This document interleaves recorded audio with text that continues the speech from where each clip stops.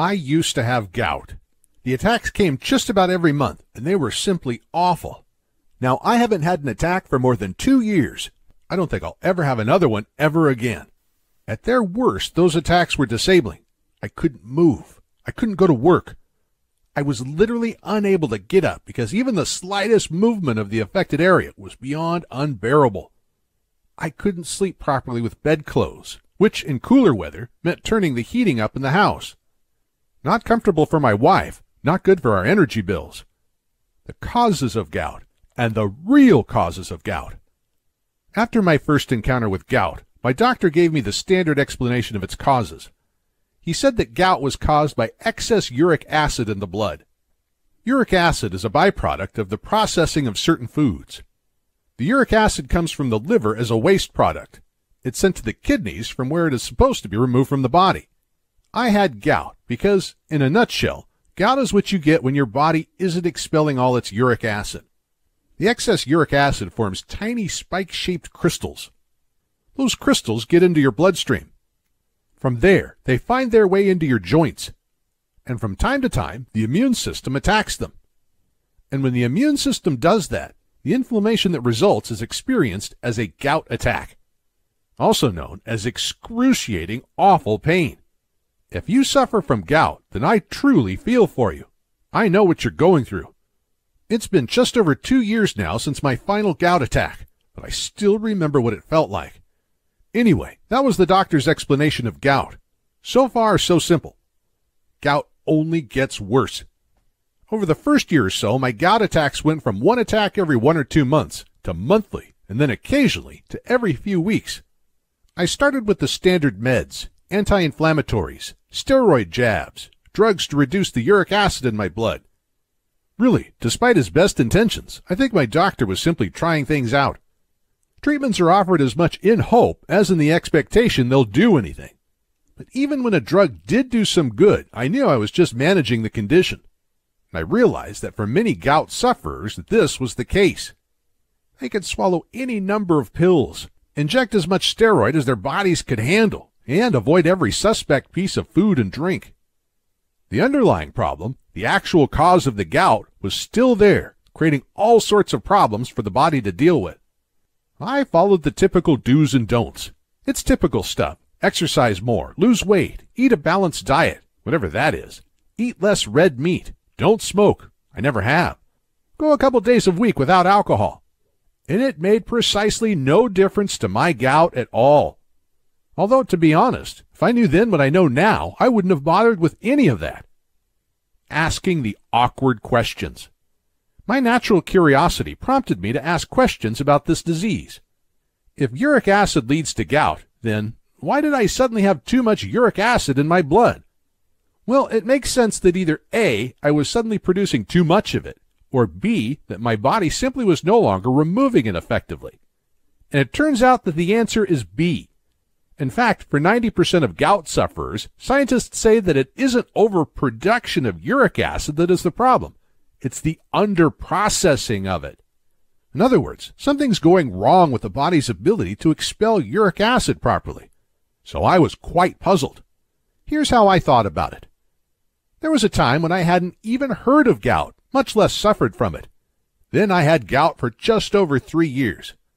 And then 2 years ago, I experienced my last ever gout attack and never suffered another one. So, for a number of decades of my life, my body handled the uric acid effectively. Suddenly, it could no longer handle that acid properly, and so I found myself with gout. Fast forward after 3 years of gout, and once again, everything is fine. I'm gout-free. It doesn't take Sherlock Holmes to work this out. Remember, it's not that I'm producing too much uric acid that's the problem. It's that I'm no longer removing enough of it from my body. So at first, something in my body was working. It was getting rid of the uric acid. Then it stopped working, so I got gout. Then it started working again. The pain disappeared. There was no more flare-ups, and I was completely healthy once more. But there it is. I had gout because something had stopped working. And it's that something that had stopped working that most of our doctors are failing to address. If we find out what it is that stopped working and then started working again, then we found the key to ending gout forever. what I now know but didn't know then. I haven't had even a whisper of gout now for over 2 years. And this is because, unlike most sufferers, I found a practitioner who tackled my gout from where it started, as opposed to just handling the symptoms. Once she'd done that, the problem of my body not processing uric acid properly was over. Bye-bye gout. I'm going to tell you about her approach now. But first, just be sure about this, because if you suffer gout, this probably is your experience too. Once my doctor decided I had gout, he followed a pretty standard pattern of advice, medications, and treatments. Doctors all over America typically focus on 3 different approaches to the gout problem. First, since uric acid is the byproduct of the food we eat, they look at dietary restrictions on food, mostly on red meat and alcohol. The thinking is that if less uric acid is being produced in the first place, there's less for the body to deal with. That sounds a lot more sensible than it actually is. Second, gout patients try drugs that tackle the uric acid that's already made it to the bloodstream. The aim here is to help the body do its job of dissolving this excess. That meets with unpredictable results. But worse, it's dealing with the excess uric acid, not the reason why there's excess uric acid. Finally, other drugs are offered to tackle the pain and inflammation of gout as it arises. Again, this deals with what is happening, but not why it's happening. Still, on the surface, all this is perfectly understandable, but there's a serious problem here. Because for as long as the emphasis is on tackling gout at the point where the disease is already in some way in motion, we're simply not addressing what set it in motion in the first place. We feel like we're doing something useful, but we're tinkering at the edges of the problem, which is why gout can and often does go on for years and years, yet it doesn't have to. Gout has dangerous risk factors. Things get a tiny bit worse. During that first visit, my doctor told me 2 other things, and I didn't like either of them. First, he pointed out that each gout attack makes another attack more likely. Once you've had a few attacks, that's about it. Get ready for gout as a regular thing. Some people that have had attacks of gout over a longer period can end up developing a more chronic or persistent form of gout. It's called chronic tophaceous gout, and the pain and loss of mobility is life-altering and disabling. Then he told me this. Gout is a risk factor for other conditions, some of them even more serious than the gout itself. In other words, because I had gout, it was more likely that I'd get at least one of those other conditions. And those other conditions included heart disease, particularly heart failure and strokes. He added that gout was also a risk factor for obesity, type 2 diabetes, arthritis, stress, and a number of unpleasant other conditions. And there isn't a limit on which of those afflictions I could find myself suffering from. It might be that, in time, I contracted just one of them, but it could be 2 of them, or 3. The possibility of my gout being a risk factor for me suffering all those at once did shock me quite a bit. I felt like I was just waiting for something else to go badly wrong with my health. One day, things really became too much. Just over 2 years ago, I had a gout attack that was so painful I was crying. I'm not one of life's criers, but I had to let it go on for a week and was in so much pain I honestly started questioning whether I wanted to live. I went back to my doctor. Turned out he was on vacation, so I saw one of his colleagues instead. She was a nice lady, thoughtful. She listened, and she could tell I was badly affected by this latest flare-up. We had a long conversation, and she told me about a practitioner who specializes in dealing with gout. Seems this practitioner had a startling record with permanently ending gout for her clients. Not reducing it, removing it. That practitioner's approach was verified both in theory, in experiment, and in real life. She based it on 3 decades of science coming from leading researchers in the U.S. and Europe. The research's successes in tackling a range of health conditions are mounting up, and for some years now, the medical community has been rethinking some of their most fundamental ideas about how the body works. From that research, she had created her gout strategy that is now having such profound results for gout sufferers. My doctor admitted it wasn't her area of expertise, so she gave me the name of that alternative health practitioner she'd mentioned. And that's when I first heard of Shelly Manning. And if it's not too dramatic a statement to make, What I learned from Shelly changed my life. The end of gout. Shelly Manning is an accomplished natural health researcher and writer. She began her work on natural health remedies after suffering years of very painful arthritis. She discovered that where modern medicine was consistently failing to relieve a person of their suffering, it was often because they didn't really know what was causing the condition in the first place. They tackled what they could see, but the rest was a mystery. Shelly's research took in dozens of peer-reviewed studies from universities across the world, plus personal testimonies from hundreds of arthritis sufferers. She eventually became completely free of arthritis, which was not only an immense relief to her, but also it drove her to share her discoveries with others so that they too would never suffer such horrible ongoing pain. Both her arthritis and her gout remedies are hugely successful today, and many people have Shelly to thank for their pain-free lives. She laid out some simple gout truths that made perfect sense to me. First, she pointed out that doctors always tell you to eat healthily because, whether you're ill or healthy, it's generally sound advice. What's more, if you go from eating and drinking a lot of junk to eating lots of good quality food, then your overall health is bound to improve a little. But this is where I learned a startling insight from Shelly. You can eat correctly, as your doctors tell you to. But you can also eat correctly, specifically for gout, which isn't the same thing. Because you can eat food that specifically tackles gout head on. Food that removes the source of gout. That's something that stopped working that we learned about earlier. And that's a whole different ballgame. This ain't theory. How this insight came about is fascinating. Scientists have long known food is a medicine. But what's been happening since the 1980s is that scientists have steadily worked out why it's a medicine. Shelly Manning understands the science of this inside out, which she told me was jaw-dropping. But let me give you the short version, and we'll start with something really weird, your gut. No, your gut's not weird, not in itself, but check this out. You have, it is estimated, something like 75 trillion bacteria in your gut.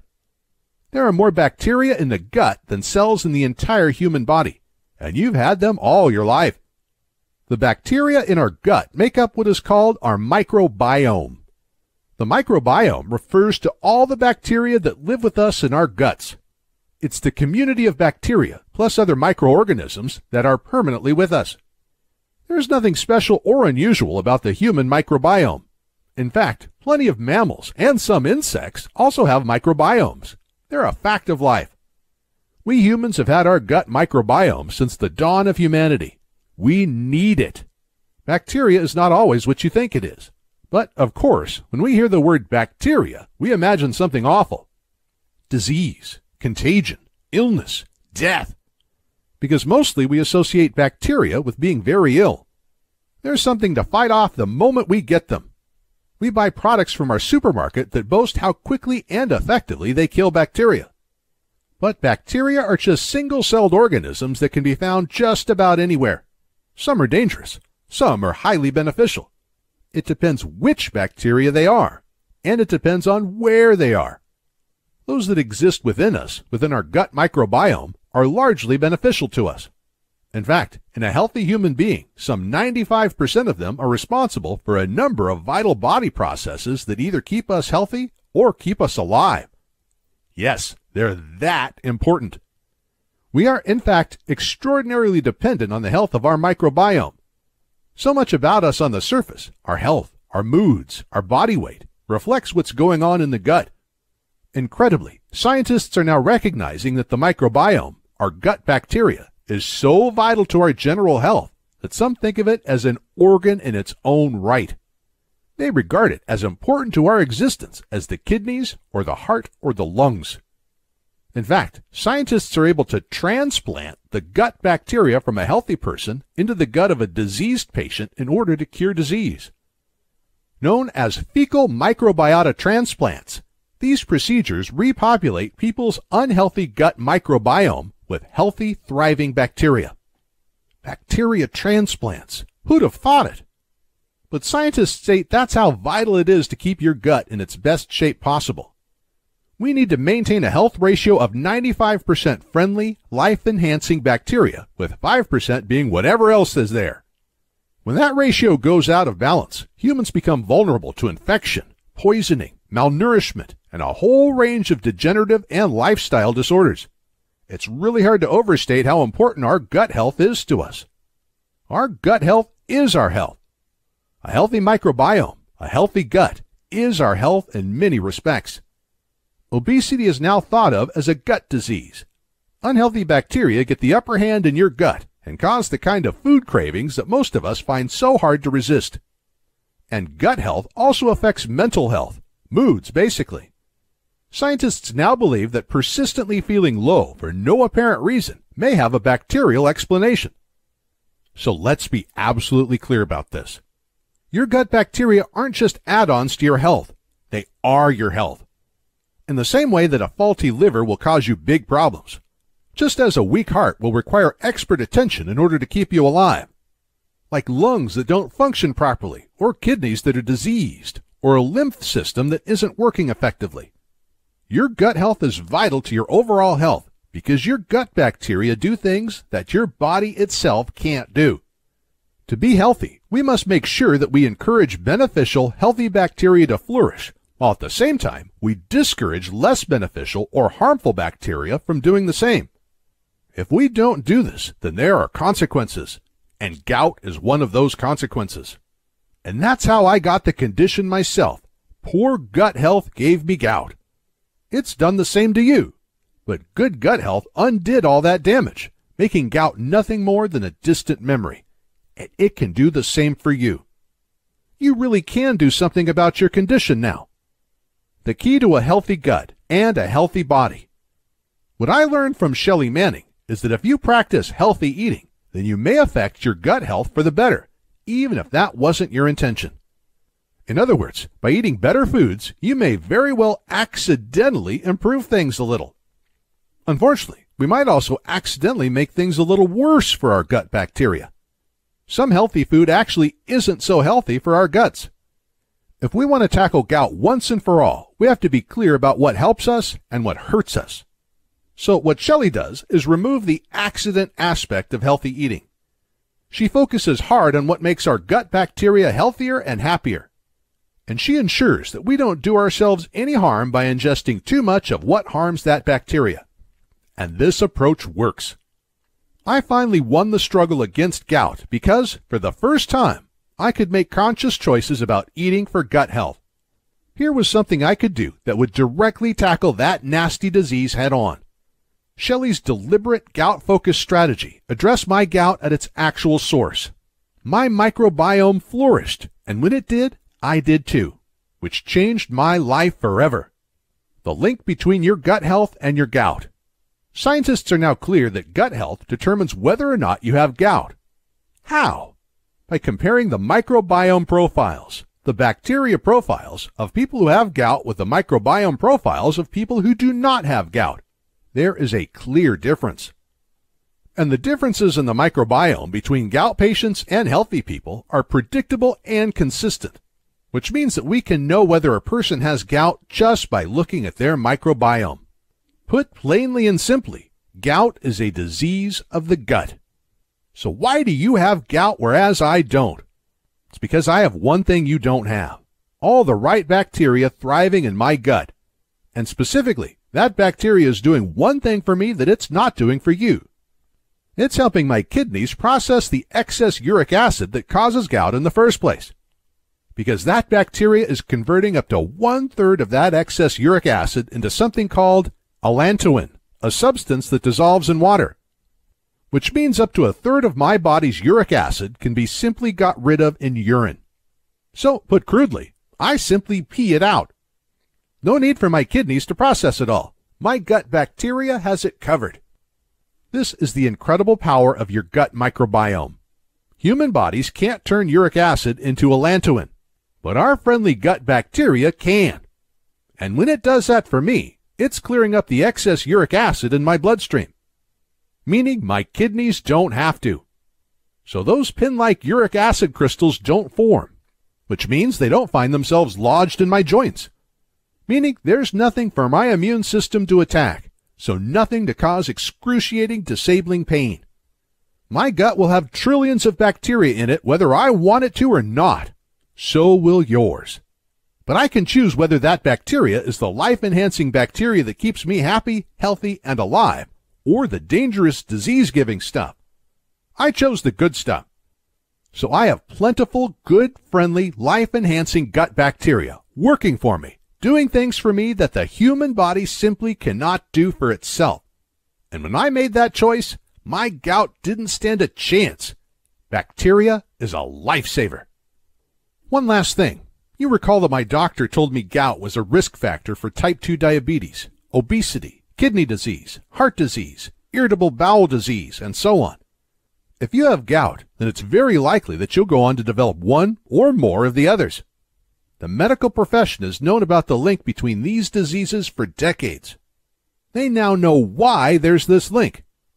They found that the bacteria profile in a person with one of these diseases is recognizable and predictable. In other words, when doctors examine the person's gut bacteria, they already know what to expect, because that gut profile, that ratio of healthy bacteria to unhealthy bacteria, is the origin of that condition. It's what's causing it. Of course, the bacteria profile for each disease will vary, but once your gut health is going downhill, it can be one-way traffic, and the bad effects spread throughout the microbiome. So defeating gout isn't, in fact, just defeating gout. It's also minimizing your exposure to all those other unpleasant and sometimes fatal diseases. And at the same time, helping you achieve optimum health at all levels, physical, appearance, and moods. Seen this way, why would anyone not address their gut health? The end of gout. I acquired Shelly Manning's gout program just over 2 years ago. It's called The End of Gout, and it did for me exactly what it says on the cover, because I no longer suffer those excruciating gout attacks, and I don't have to cancel plans because a flare-up has left me unable to function properly. I'm never going to experience any of that ever again. And it's because I now know how to ensure the health of my friendly gut bacteria, and how to not feed the unfriendly ones. I'm so glad I made the decision to tackle gout myself. Shelly's program gave me everything I needed to know about how and why her approach works so fantastically well. She goes into some detail about your gut, its bacteria, and why scientists now realize that healing the gut heals the body. However, you can skip all that if you want to. You can simply go straight to the program itself and start getting healthy again. However you do it, you'll be very happy that you did. The End of Gout. Quick Start Plan. Shelly Manning's The End of Gout is not only a fascinating read, it's also refreshingly practical. Shelly gives you 2 simple quick starts. Eat more of these, eat fewer of these. This simple adjustment can correct years of gout-causing errors in your eating, and you can start on this straight away within minutes of receiving the program. A simple plan. The next step is to follow Shelly's 7-day plan. It tightens up the quick start advice and turns it into a solid follow-along program. The 7-day plan was the real clincher for me. I'm a pretty average cook. I'm competent, but not at all skilled or adventurous. Turns out I didn't need to be. The plan takes away all the thinking and gives me, for the first week, something I can simply copy. After the first 7 days, I used Shelly's advice to adapt the plan according to my own tastes, which was pretty easy. The plan is full of options, so you can try different foods and see what you like best. It's all food you can buy in your supermarket, and it includes lots of nice stuff. The chocolate and strawberries desserts were real winners in my house. This isn't a weight loss plan, so there isn't any calorie counting or portion control. I was never hungry. As a side note, I actually have now lost weight because of the plan. But that's more to do with the fact that a healthy gut means fewer or no food cravings. Remember, it's bad bacteria that craves the food, not you. When they're gone, they take their cravings with them. I did have a gout flare-up about 10 days after starting the program. It was noticeably milder than others. It was painful, but lasted about 5 days from beginning to end, which is significantly shorter than what I'm used to. However, what I didn't know at that time was this. That attack was the last one I would ever have. My gout didn't announce that it had thrown in the towel. It just stopped. I had that last attack and never had another one. I am gout-free for life. Now it's your turn. There's now thousands of us who no longer suffer gout because we tackled it at its cause instead of just tinkering with the symptoms. I'm one of them.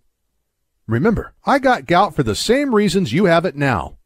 An unhealthy gut microbiome meant that bacteria that should have been removing a third of my body's uric acid simply wasn't. That bacteria had diminished to the point that my kidneys were trying to deal with the acid on their own, and they couldn't cope. Nor can yours. It wasn't that I was suddenly producing too much uric acid. It's that my gut was no longer able to help my kidneys remove it from my body. By following Shelly Manning's program, I ate myself back to health, and the transformation from gout to no gout almost felt like magic. You can possibly imagine it yourself, what it would be like to simply never have any gout ever again. Take my word for it, it's wonderful. No flare-ups, no pain, no being laid up in bed for days waiting for the pain to subside. No wondering if some future event will be messed up because I'm laid up in agony with another attack. Just as pleasing as that, I've also dramatically reduced my risks of suffering diabetes, kidney failure, heart disease, and some cancers. Shelly's program lays it all out for us. No special knowledge is required. I found it easy. This program is guaranteed. The end of gout works. The science behind it is solid and accepted the world over. Thousands of people like me, happy ex-sufferers, will confirm that repairing unhealthy bacteria is the way to remedy conditions like gout, conditions that doctors typically struggle with and never really cure. And since there's no doubt that you will enjoy the same results as the rest of us, Shelly offers you a money-back guarantee. If any time within 60 days of you purchasing the end of gout, your gout isn't completely gone, she'll give you your money back. Simple as that. So you can afford to be good to yourself, and you can start saying goodbye to your gout right now. Click on the link and get your own copy of Shelly Manning's The End of Gout.